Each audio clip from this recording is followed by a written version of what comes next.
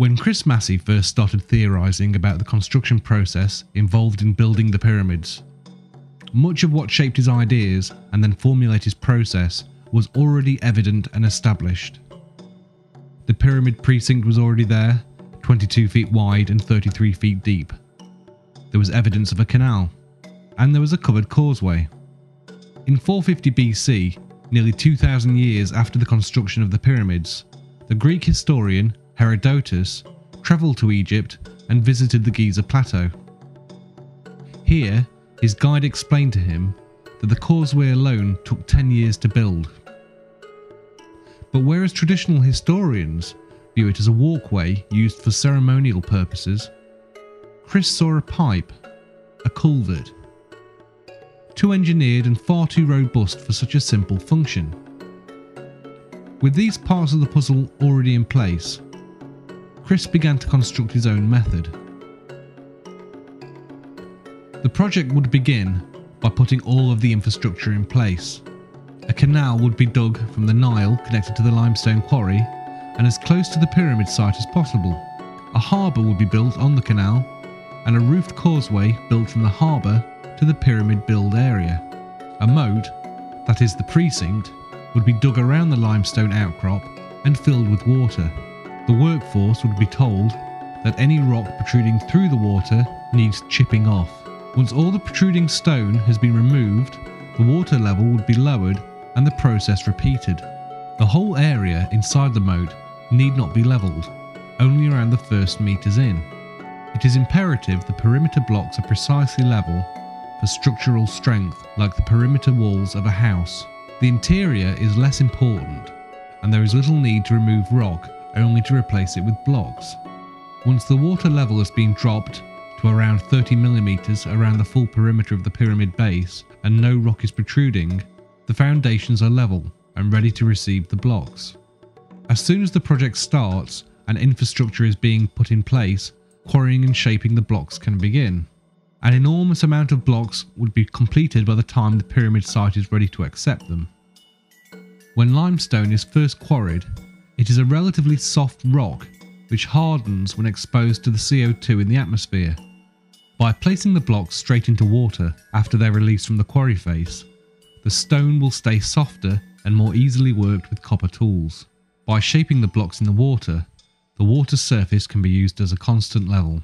By moving floats around the blocks, they could be easily turned in the water and all 6 sides levelled and shaped. Furthermore, working in water is also a more pleasant, cool, dust-free environment. The outer casing blocks would be quarried upstream at the quarry at Tura. A groove would be precisely carved into the quarry floor and every block would be placed into the groove during shaping. By using the water surface as a level, every block placed into the groove would produce exactly the same angled face, which would line up perfectly when placed. The casing block angle can be checked by using a simple water level.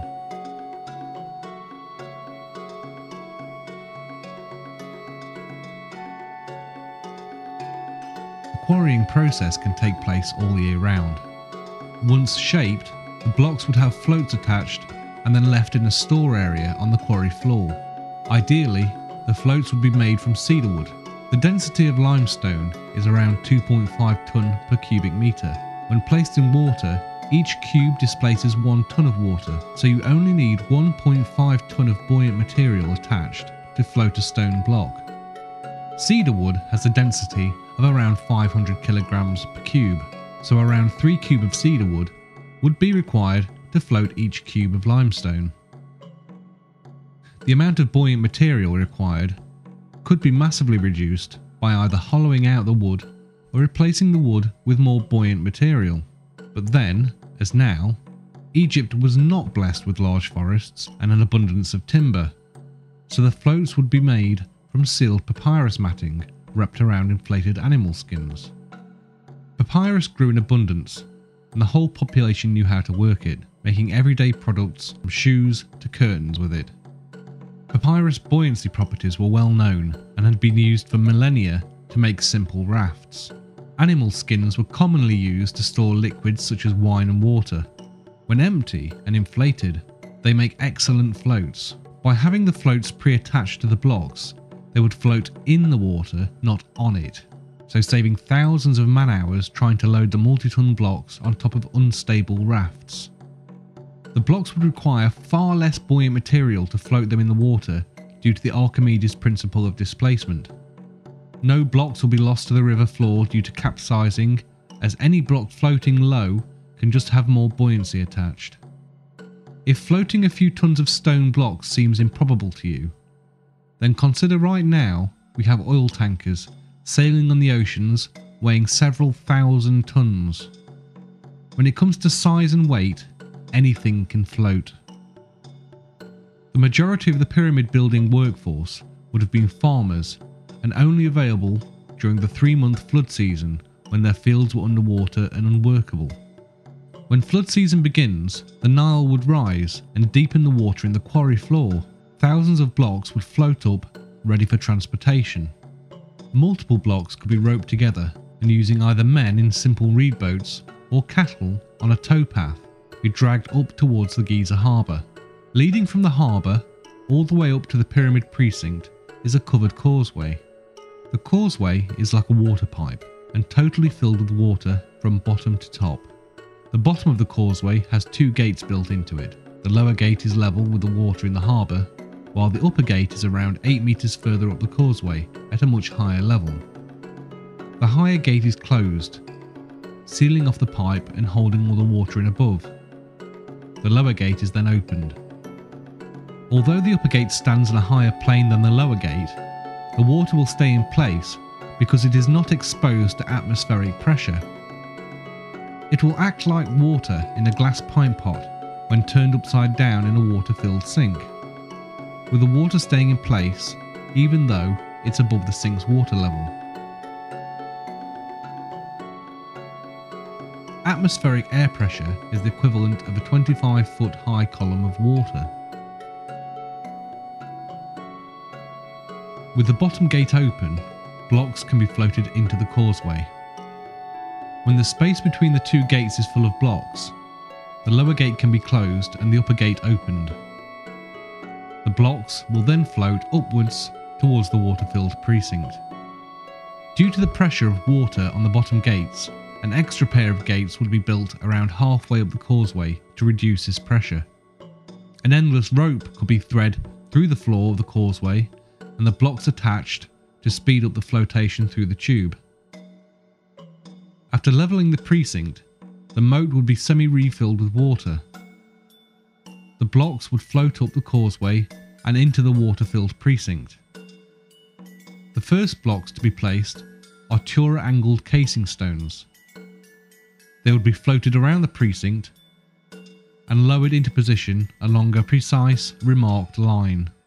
When building a house, the perimeter brickwork is placed first to give the building its precise shape and strength, with the roof sitting on the perimeter brickwork and the majority of the internal wall not being load-bearing. Be it a house or a jigsaw, by starting and joining the perimeter pieces, a uniform shape is made.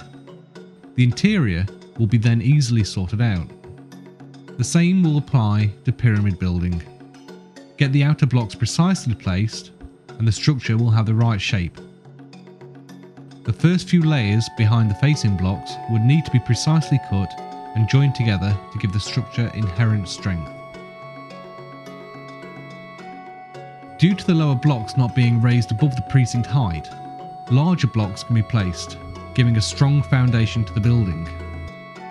As each block layer is placed, it is checked for level against the water's surface. Adjustments would then be made to the blocks. When a layer has been completed and level checked, more water is added to the precinct moat, making the water deeper, so that the next layer can be floated into position. This process would continue until the water is level with the top of the precinct wall, which was around 8 meters high. When the first few layers have been positioned and are nearly level with the precinct wall, the blocks will have to be raised above the precinct water level. By building a lift shaft onto the side of the pyramid, you would recreate a similar structure to the causeway. Again, Build 2 separated gates at the bottom of the shaft. Fill the shaft with water, and again close the second gate to hold the water in the shaft. Open the first gate and float in numerous blocks. Then shut the first gate, open the second gate, and the block will float up to the summit of the pyramid. To keep water pressure down on the lower gates, every 15 meters or so, additional pairs of gates will be built into the shaft. Here we see blocks floating up the water lift shaft.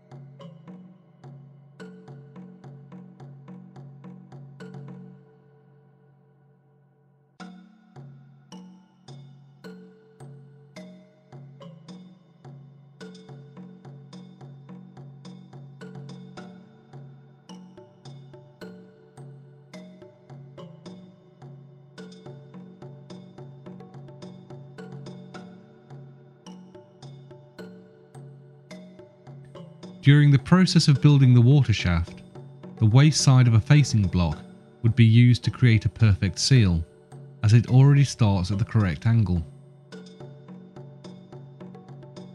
Here we see the process of extending the water shaft as the builders complete a layer of the pyramid. The final facing blocks are moved into place and the temporary wall is extended above. Either mud and masonry walls or a wooden box would be built around and above the lift shaft to form a temporary structure to seal in the water. Here we see an example using the mud and masonry wall. Once the top of the shaft is extended with the mud bricks, it is flooded with water. Because the quantity of water it contains is small compared to the shaft, it doesn't require the same level of reinforcement. Then, each of the blocks needed to create the next level are floated up and into place until the layer is complete. The lift shaft system requires the shaft to be heightened less than a metre for each pyramid level rise, taking relatively little material and time to build, compared to the heightening, widening and lengthening of the traditional ramp theory for each level rise of the pyramid. The shaft wall could be anywhere up to 3 meters thick, circumventing any issues regarding water pressure. Further to this, the shaft would be waterproofed. There are many ways to achieve this given the materials available at the time. These include overlapping animal skins, timber, bitumen bricks, or the most likely solution would be to line the shaft with dried clay plaster, which is then covered with waterproofing animal fats or bitumen, as often used by their neighbours the Sumerians. After a layer is completed, a gully is built around the perimeter of the upper level. It is made watertight by lining the floor and walls of the gully with mud and let the scorching Egyptian sun bake the clay dry. Once dried, the gully can be filled with water. Levels can again be taken and extra mud applied to the gully floor to make minor adjustments. The lift shafts would be extended to join the gully. Blocks can then be floated up the shaft and into the gully and then be floated anywhere around the pyramid.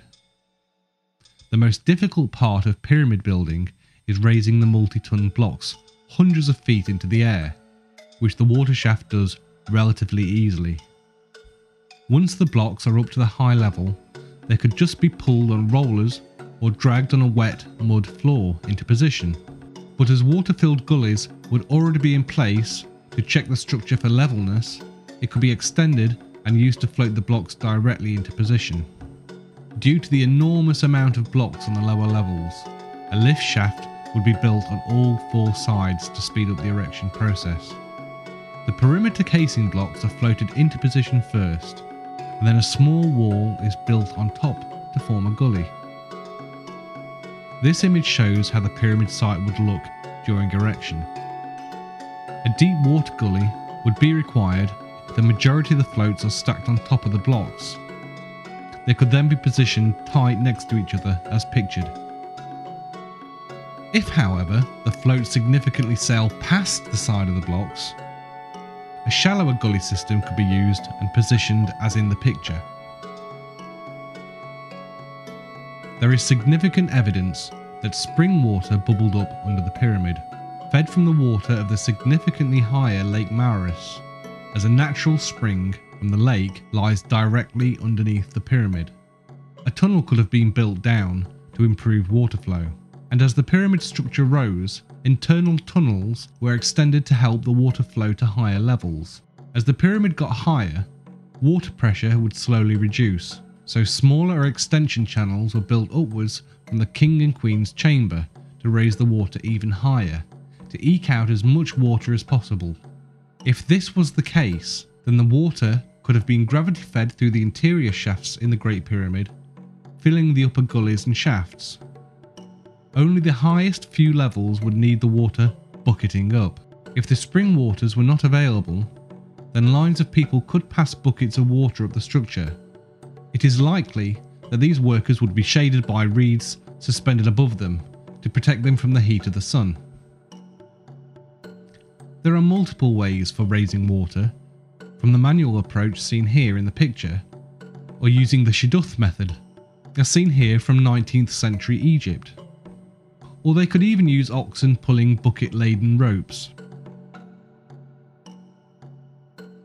As a comparison, a standard domestic outdoor hosepipe can deliver around 15 litres a minute, compared to the 600 litres a minute using buckets. If a 10-litre bucket is passed in 1 second, then 100 litres could be passed in 10 seconds. 600 litres a minute per line. At the higher levels of the pyramid, smaller blocks were used for construction. Therefore, the water shaft would equally reduce in size, using less material the higher we go.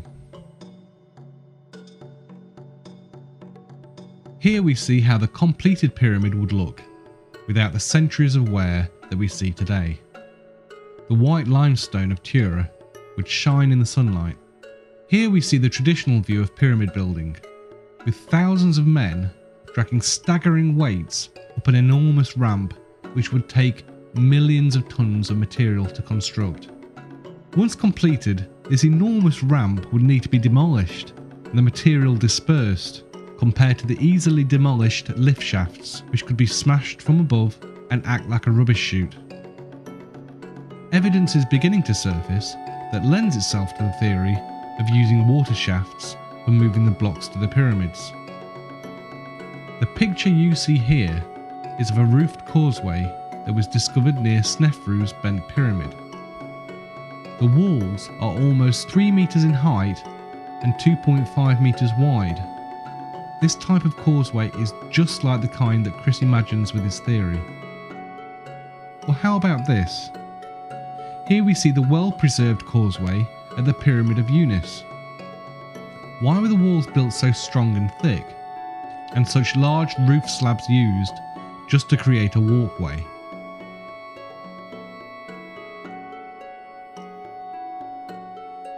Even National Geographic have posted a story on the discovery of a canal linking the Aswan Quarry to the Nile River. Another article in the Telegraph reports that scientists have discovered the secret that allowed Angkor Wat, a famous 1,000-year-old temple complex in Cambodia, to be constructed far faster than should have been possible, using canals. Could this technique have been widespread in the ancient world? Further evidence of the use of water can be found in these photos from John Cagman that show salt in the structure as well as water erosion in the lower chambers.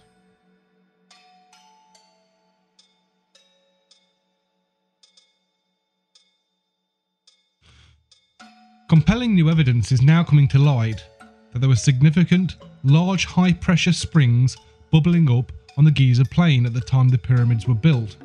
These high-pressure springs were fed by a huge underground aquifer, fed at the time from the faster-running deeper Nile. We also have supporting evidence to the flotation theory in the discovery of connection bosses. As you can see in the image, these bosses have been found on various pyramid blocks, much like the modern day lifting lugs. Because of their orientation, it is clear that they would be used to suspend the blocks from above, as would be the case with flotation.